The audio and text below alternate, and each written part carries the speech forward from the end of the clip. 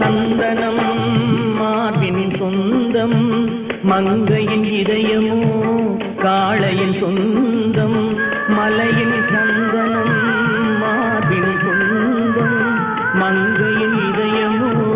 காளையின் சொந்தம் காலம் மாறினால் காதலும் மாறுமோ காலம் மாறினால் காதலும் மாறுமோ என்று மாறாது மாறாது இறைவன் ஆணை இந்த சிவகாமி மகனுடன் இந்த சிவகாமி மகனுடன் சேர்ந்து நில்லடி என்னும் சேரும் நாள் பார்ப்பதென்னடி வேறு எவரோடும் நான் பேச வார்த்தை ஏதடி தோகையில்